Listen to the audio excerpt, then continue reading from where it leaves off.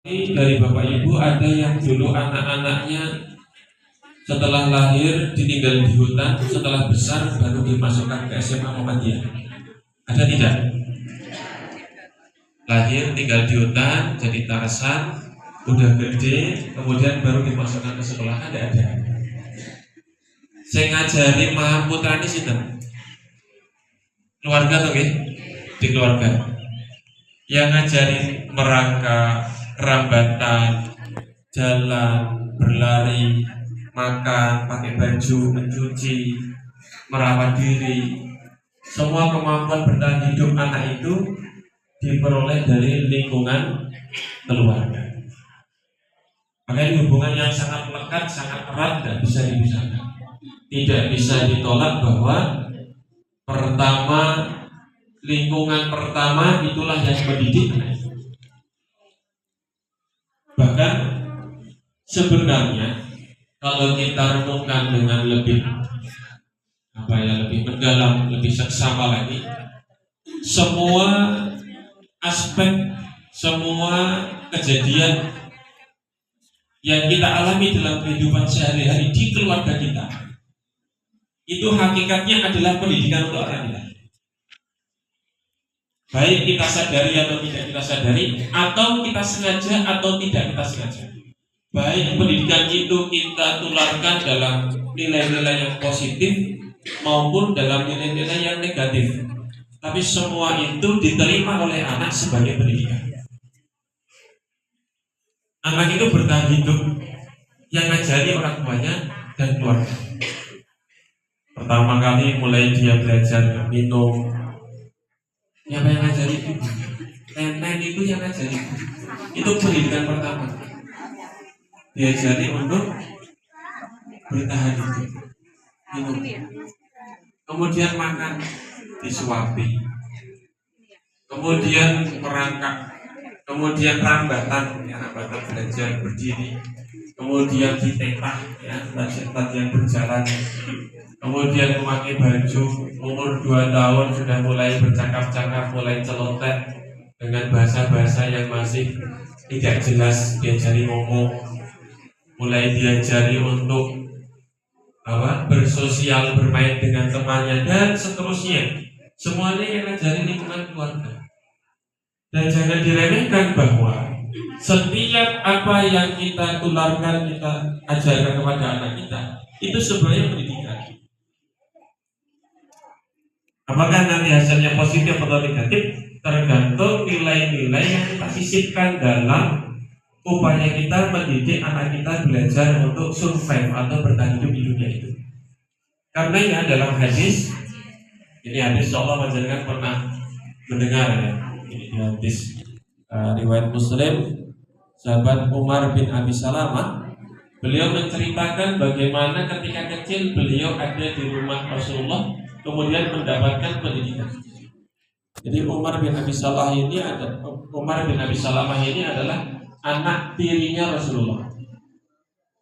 Beliau putra dari Abu Salamah dan Ummu Salamah. Abu Salamah orang yang masuk Islam pada periode Mekah dan awal-awal masuk Islam, kemudian sempat hijrah ke Habasyah, kemudian hijrah juga ke Madinah, kemudian sepulang dari perang Badar meninggal dunia. Setelah meninggal dunia Abu Salamah itu, maka istrinya Ummu Salamah dinikahi oleh Rasulullah SAW. Punya anak namanya Umar bin Abi Salamah, maka Umar ini menjadi anak tirinya tadi. Sehingga dia di waktu kecil bercerita, kuntu ghulaman fi hajri Rasulullah. Aku dulu ketika kecil diasuh oleh Rasulullah, karena jadi anak tirinya tadi. Ibunya dinikahi oleh Rasulullah SAW. Dan beliau cerita, wa kanat yadi tatishu fi sahbati. Aku dulu anak kecil yang tanganku itu celomotan di makanan. Jadi ini tipe anak kecil yang kalau lihat makanan itu suka nyopot-nyopot sana sini. Ada nggak anak yang seperti itu? Ada nih. Saya dulu begitu. Kalau lihat ayam itu saya paling suka bagian sayap. Kalau di sini tumpukan paha, maka saya akan ke sana yang ada tumpukan sayap. Kalau lihat pisang yang sini kecil, yang sana besar, saya pilih yang kecil loh. ngarang. Saya pilih yang kecil karena kalau pisang yang kecil-kecil, pisang monyet tempat saya namanya itu, atau apa pisang yang kecil-kecil itu tuh kupas lahap habis, kupas lahap. Kalau yang besar itu sudah enak belum habis-habis.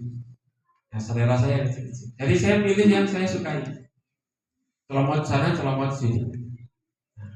Ada anak yang lebih tidak baik, lebih tidak bagus itu cuil sana, cuil sini. Nah, jadi Umar bin Abi Salamah punya kebiasaan celomotan di makanan. Maka jadi tatishu bisahab. Tangan tubuh kita ngambil sini, ngambil sana, dinampan-nampan makanan. Maka kemudian Rasulullah memanggil Umar ini, ya gulam, nak cah bagus oleh beri. Diajari sama Rasulullah SAW. Apa yang diajarkan oleh Rasulullah? Nabi mengatakan begini, sambillah, ya gulam, ya cah bagus, nak ajeng mau bismillah. Nah makan masa bismillah. Diajari doa. Wakul biyaminin. Salimah ngadem asta tangan, buatan ngadem asta kipo. Pakai tangan kanan saja, ngambilnya tangan kanan, makannya tangan kanan. Wakul limayamin, mame mundut sing perak mawon, sing caket. Yang dekat saja, enggak usah yang jauh. Apalagi kalau menunya sama, sini ayam, sana juga ayam, sudah sama-sama ayam. Wong nek pawone podo kan rasanya podo. Nah, maka Nabi mengajari 3 adab waktu itu. Lalu Umar bin Abi Salamah mengatakan, "Maka tilka ni'mati ba'du." Maka sejak saat itu cara makan saya mengikuti ajaran Nabi itu. Maka cara yang diajarkan Nabi itu berikutnya menjadi akhlak atau etika makan saya. Maka Umar bin Abi Salamah sejak saat itu kalau makan memulai dengan bismillah, makannya pakai tangan kanan, ngambil yang terdekat, tidak celomotan. Itu masih gulam kecil, mungkin usia 5 sampai 10 tahun itu gulam. Maka pendidikan itu di lingkungan keluarga berjalan secara alami, dinikmati sebagai proses yang normal berjalan setiap hari. Bukan sebagai suatu formalitas yang menjadi beban bagi orang tua.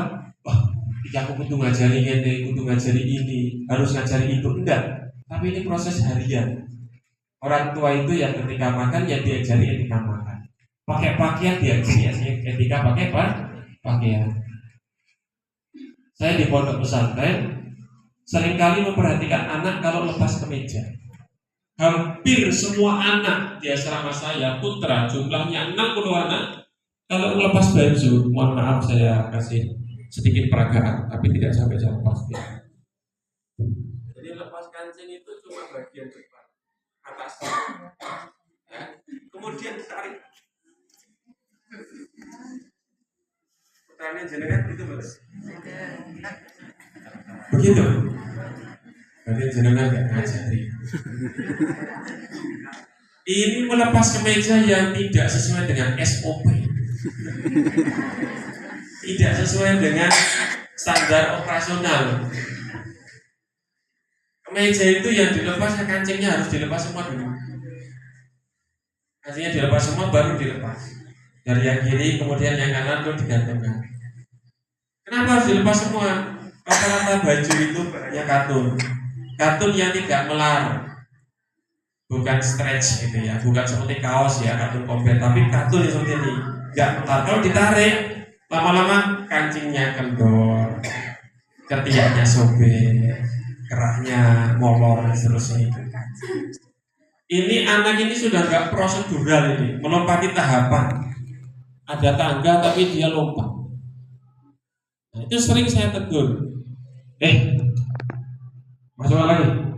Kancing copot sih. Kancing copot. Nah, cangkang itu. Nanti kalau nggak ada saya, dia ulangi lagi. Copot langsung begitu. Karena terbiasa itu sudah menjadi karakter ini. Nah, karakter itu apa? Kalau dalam bahasa Islam itu yang namanya akhlak itu adalah sesuatu yang dikerjakan sudah tidak membutuhkan proses berpikir. Dia lepas baju itu kan nggak mikir, oh ini aku kudu nyopot apa sih, langsung sulut gitu aja. Orang makan kalau sudah akhlaknya itu tidak peduli kanan kiri, itu dia kanannya pegang bakwan, kirinya pegang lombok, pokoknya masuk aja. Kanannya pegang sendok, kirinya pegang kerupuk. Dia nggak peduli bahwa kiri itu makannya setan. Karena sudah menjadi akhlak, karakter. Dia udah nggak proses berpikir lagi. Mana salah, mana benar. Orang kalau sudah akhlak itu sudah spontanitasnya begitu. Kalau sudah akhlaknya ngomong kotor, kesandung langsung kebun binatang keluar. Nggak pakai mikir. Bahkan ada yang keceplosan, bahkan di masjid kepleset tetap apa ya?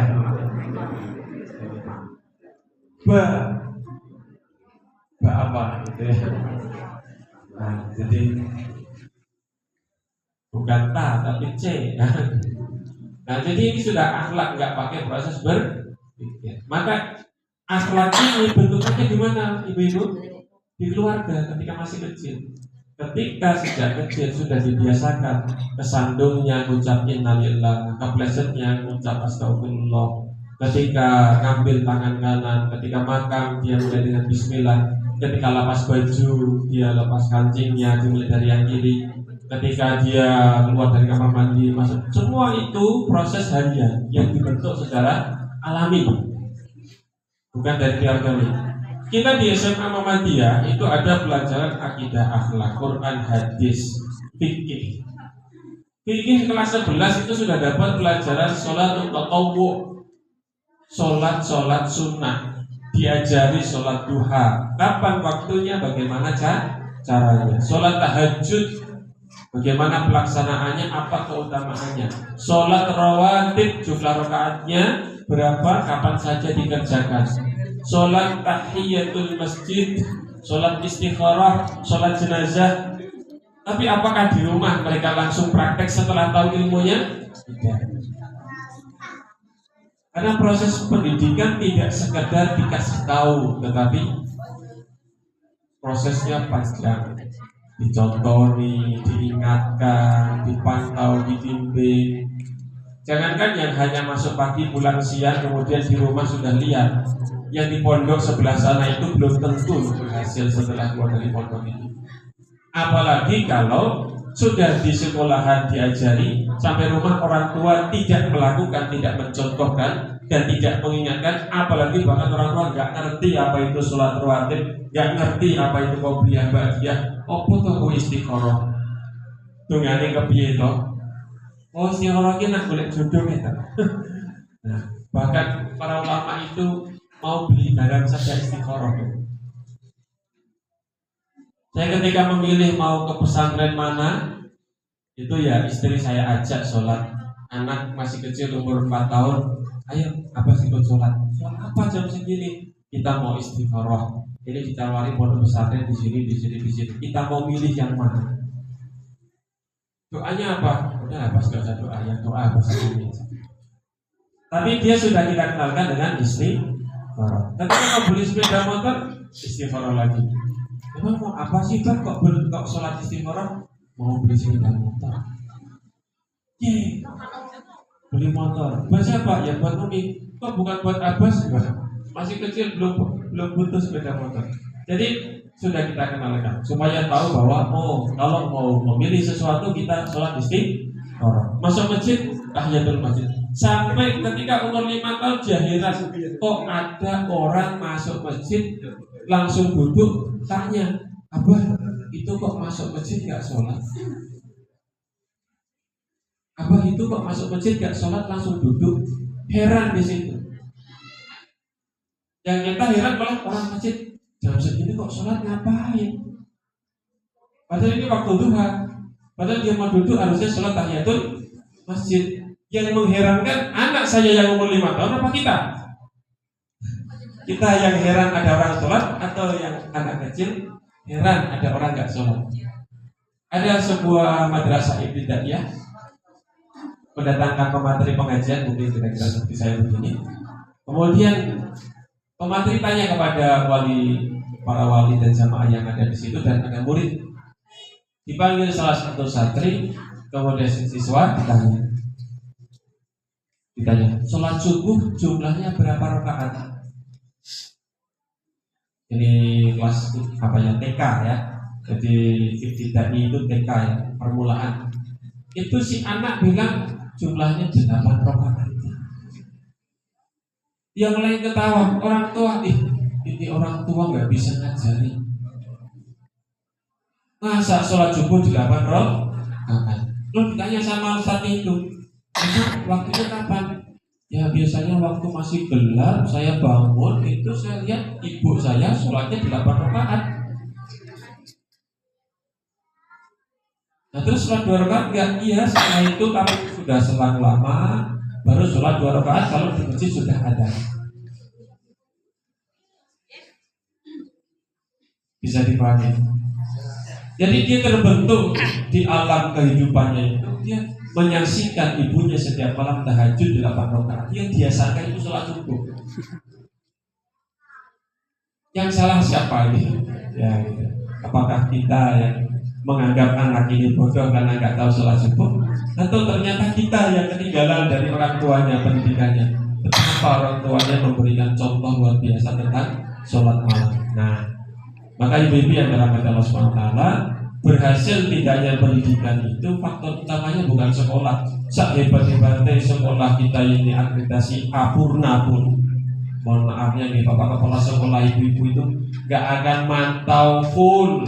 Kalau sudah keluar kelas, bapak ibu guru masuk ruang guru, anak-anak di kantin, di pojok-pojok keluar jalan-jalan, jajan, nongkrong. Sudah di luar pantauan. CCTV-nya siapa? CCTV-nya itu Rocket Atin, bukan bapak ibu guru. Siapa yang menanamkan anak merasa diawasi oleh malaikat dan Allah itu? Orang tua di rumah. Maka kalau kita ambil kurikulum di surat Luqman, kurikulumnya pengajaran Luqman kepada anak itu kan yang pertama pendidikan itu tauhid, yang kedua muraqabatullah, merasa diawasi oleh Allah Subhanahu wa taala. Jadi kita tanamkan masih kecil bahwa Allah itu mengawasi kita. Dilihat orang atau enggak dilihat orang, orang tahu. Sekarang anak itu bila merasa diawasi oleh Allah, bila merasa diawasi oleh malaikat, sehingga di waktu tersembunyi atau tidak diketahui orang, berbuat semaunya, bermaksiat, pacaran, pergaulan bebas dan sebagainya. Bahkan kita sudah bantu CCTV ini, pondok pesantren kita ini pasang CCTV ya Pak, kejadian. Kemarin Ustaz Rizky pamer CCTV-nya yang terbaru. Itu ngawasi kamar, sudut-sudut, halaman terawasi semua. Tapi pasti ada sudut-sudut di mana tidak terawasi. Gak mungkin kan di dalam kamar mandi pasang CCTV.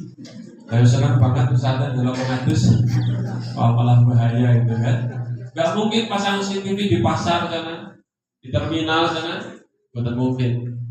Maka rasa diawasi Allah ini ditanamkannya sejak kecil. Dan ini bukan cuma teori seperti ini, harus ditanamkan sampai tumbuh keyakinan. Nah, maka peran keluarga ini urgent sekali, fondasi paling dasar. Ini contoh satu dari Umar bin Abi Salamah, bagaimana mendapatkan pendidikan dalam rutinitas hariannya ketika makan. Maka ibu yang kepada Allah dan bapak-bapak yang hormat, ketika kita itu sedang waktu bersama dengan anak, upayakan ada pesan-pesan yang kita salurkan, kita transfer kepada anak. Tidak harus dengan lisan seperti Nabi ngajari Umar, tapi juga dengan apa? Yang lebih dominan itu dengan contoh dan teladan. Karena anak itu lebih banyak menyaksikan daripada mendengar. Orang itu lebih mudah meniru daripada memahami. Maka hadis itu lebih banyak yang bunyinya kana Rasulullah daripada qala Rasulullah. Kalau kana Rasulullah itu berarti sahabat melihat kemudian menceritakan apa yang diperbuat oleh Rasulullah SAW. Tapi kalau qala Rasulullah itu berarti Nabi berkata. Dan lebih banyak yang kana. Nabi dulu begini, Nabi dulu begitu. Jadi mereka menyaksikan Nabi berbuat apa, lalu ditiru dan diteladani. Nah, kita sebagai orang tua pendidikan yang utama teladan. Yang berikutnya momen-momen penting, momen-momen tertentu yang itu efektif kita gunakan untuk mengajari anak kita. Ketika makan, diajari, dinasihati, ditanya kabarnya. Maka sediakan satu momen khusus makan bersama. Kalau tidak